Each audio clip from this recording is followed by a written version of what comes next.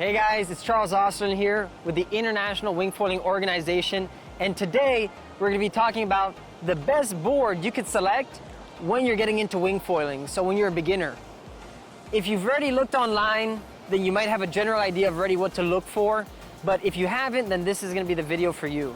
So when you're getting into wingfoiling, you're going to need all types of different equipment. You're going to need a wing, you're going to need a board with a hydrofoil, and then you're going to also need some safety equipment. Today we're only going to be talking about the board though. So in regards to the board here right behind me, I got 3 different boards, all different sizes, and we got one board that's actually set up. Let me just turn this right here so you guys see that. And we got actually one board that's set up that we're going to talk a little bit about the mast and the foil. So when you're choosing a board, there's going to be some factors you have to consider. The biggest factor that you're going to have to consider is your weight. So how much do you weigh?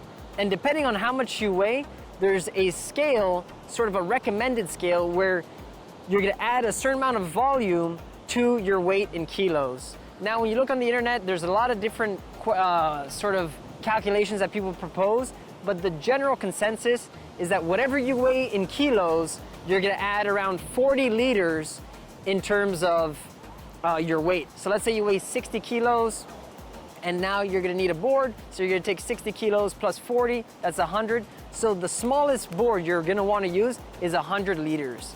But now, to add a little extra information to that, generally speaking, when we're giving lessons here in Cabarete, we've only really used 2 sizes on, let's say, 95% of the time. We either use a 110 liter board or we use a 130 liter board. That's what we've seen to be the most common. And how should you decide, do I need a 110 or a 130? Well, if you weigh above 175 pounds, or let's say 70 kilos, or around this, you're probably gonna wanna opt in for a 130 liter board. And if you're a smaller individual or you weigh less, let's say you're around 50 kilos, 40 kilos, or 60, then you might wanna opt in for the 110. And yes, that's more than the plus 40 liters, but what we've realized that this is sort of the general most common for individuals. Here I got a board right behind me, which is a 90 liter board, and the only times you might consider to use this is actually for kids or smaller individuals that don't really necessarily need to have 110 or 130 liters because they are a lot smaller. And the reason you want to scale your board properly is because if the board is too big, you're going to have a hard time first carrying it because it's going to be very heavy. And the next thing is also managing it when you're on the water and when you're getting onto foil is going to be difficult. And you could easily sort of solve for that problem with having a board that's actually for your size or near the size you need. So now that we mentioned the most common boards being 110 or 130 liters, the next thing is that you could sometimes need to actually have a bigger board. And you might need a bigger board if you have a hard time, that you're not that athletic and you have a hard time getting standing and you need the extra stability. That you're gonna know once you get onto the water.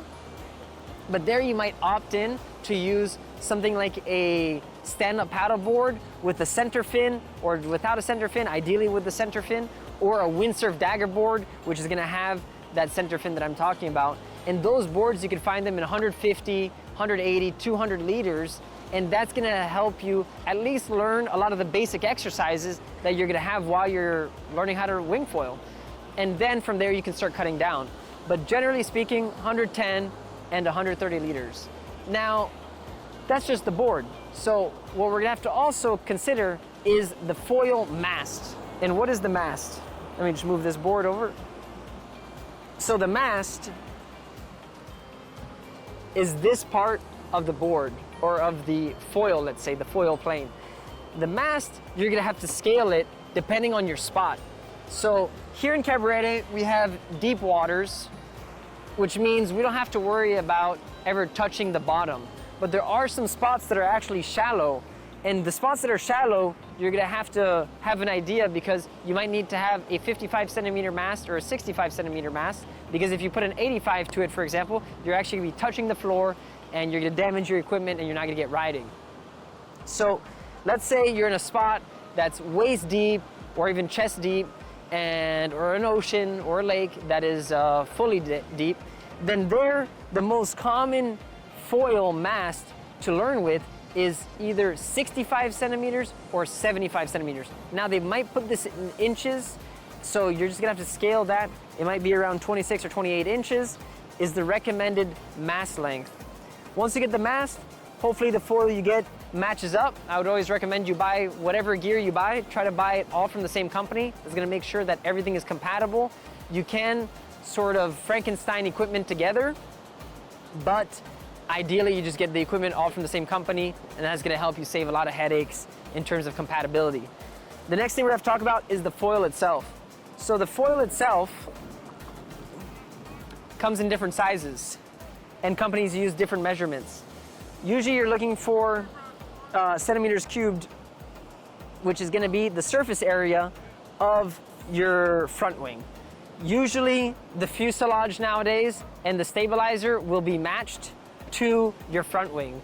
When you're learning, you're gonna wanna scale your front wing to the board you're actually getting. If you put a front wing that's too big on a small board, or a small board with a small front wing, or any sort of variation like that, you might end up with something that doesn't really function well, or it feels awkward. So generally speaking, if you're using the biggest foil on the market, you're probably gonna wanna use the biggest board with it. They sort of go hand in hand. So this right here is a 110 liter board with an 1800 front wing surface area. And I always want to mention that sort of the surface area because companies have started using different numbers and it sort of confuses everyone. So it's just good to look at the website, see what the front wing offers, because sometimes they might put a number, but it actually doesn't refer to anything in regards to the foil itself or the front wing. So it's good to look at what area it actually has, and then usually they're gonna give you a measurement, and then from there you can know what I'm talking about. But this 110 liter board, we're putting it together with the 1800 front wing, which in the lineup of this company, it goes hand in hand. The 130 liter board goes with a 2200 front wing. And sure, you can interchange it, though it is recommended to sort of scale the gear according to itself. So now we've mentioned it, and just to recap, when you're gonna select a board, you're gonna wanna choose a board, whether it's an inflatable or whether it's a hard deck board. All these boards right next to me are hard deck boards, but you can buy an inflatable because of space or traveling, or that's all you have a chance to get your hands on. Generally speaking, most places are gonna opt in for hard boards, but if you use a stand-up, an inflatable, that's also gonna work and do the trick. But in terms of the literage, we're looking for something around 110 liters or more, and or 130 liters or more. Of course, you can get 120, 115. Each company uses a different measurement, but generally speaking, that's what to look for. If you're on the XL side, or you're a larger rider, or you need to benefit from having more volume, let's say you weigh 100 kilos, 110, 120 kilos, or 200 pounds, 220 pounds, there you might need to find a larger board, like let's say something 140 or 150 liters plus, until you get to a level where you can start cutting down and using a smaller board. Because that's also the thing with wing foiling. As you progress, your gear is gonna get smaller. Your wing, not so much per se, but the foil you use and the board you use might get smaller, and then also your mast might get longer. All this information though, just so you guys know, will be down in the comment section below, so you can sort of see the recommendations and then go from there when purchasing gear. Now in terms of the mast, depending on the spot you have, if it's a normal area where you have waist deep, chest deep water or more, then you're gonna opt for something like around 65 to 75 centimeters. And if for some reason you're riding in an ultra shallow spot, here we have some of those spots in the Dominican Republic, like Punta Cana, you might benefit from actually having a 55 centimeter mast or something along those lines, so you're not touching the bottom and you can actually get foiling safely without damaging the equipment or hurting yourself.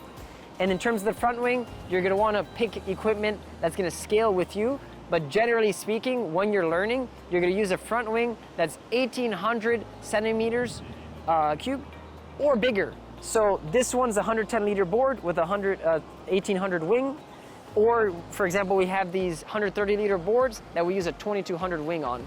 And if you're a larger rider, you're gonna use a larger board and a larger foil. If you're a medium rider, you're gonna use a medium-sized board and a medium-sized foil, for example. And if you're a smaller rider, you might use a smaller board and a smaller size foil, because you want all these things to sort of combine to work synergistically actually, together, and while you're on the water. If you choose a board that's too small and doesn't float enough, or a wing that doesn't have enough lift, you're gonna be struggling, and you might be wondering, why is this happening? Then all these things that I sort of mentioned here can be easily overcome with one simple solution that we always like to mention, which is going with a center and a certified instructor for your first times when you're learning this sport. I can't sort of mention it enough that the only times it makes sense to learn by yourself if that's the only option you have. And before learning by yourself, I would highly recommend consuming a lot of content, watching and reading as much as you can to properly inform yourself, maybe even calling a school somewhere that might be a couple hours away from you, just to start getting some information about what gear should I actually be buying before going onto the water. And that goes back to some of the tips and tricks and common mistakes that we mentioned, which is when you get the wrong equipment, or when you are trying to learn by yourself but you don't know the safety rules, or you're missing some information, then you're just gonna have a hard time actually learning and progressing in the sport. And then you're gonna think the sport's not good, and then you might quit. And this is actually one of the best sports that you probably learn in the world that's a water sport. And it would be unfortunate that you stop because you're not sure, or because you made wrong decisions in purchasing, which could have easily been avoided if you would have gotten some professional advice or done further research. So remember guys, when you're getting your equipment, remember to scale it accordingly. And this is a key decision on top of the wing, which is in another video and also we'll be mentioning in the comment section below. But all the gear you get will work together. But the board selection is essentially 50% of the work when you're selecting your gear. And it's important to get that right. And then the wing, you're gonna scale it to the wind of your spot. So if you have any further questions, if you have any comments or thoughts, write it in the comment section below. We're here to help. The International Wing Organization is an organization that's here to help anyone who is trying to get into the sport, whether it's by themselves or with an actual center and instructor that's certified. And like it is, this sport is a sport that you could in theory learn by yourself, but I highly, highly recommend, if you have the chance, go somewhere in the world where you can go to a center that has certified instructors so you can actually learn the right way and save yourself a lot of headaches that are avoidable essentially. But now if you have no options, you have no schools near you, but you have a lake, you have an ocean, and you want to learn, then if you watch enough videos, if you read enough information, you might be able to properly prepare yourself so that you can at least get onto the journey and get onto the journey safely, because that's what matters. It's not only about having fun, but it's also about having fun in a safe way. So this is Charles Osterling, guys, with the International Wingfoiling Organization here in Cabarete, Dominican Republic. And I'm gonna leave you a view of Cabarete on an average day. And remember, have fun, get the right gear, and make sure when you're selecting the board to get the right board. So I'll leave you with a view of Cabarete, and I hope you have a great day.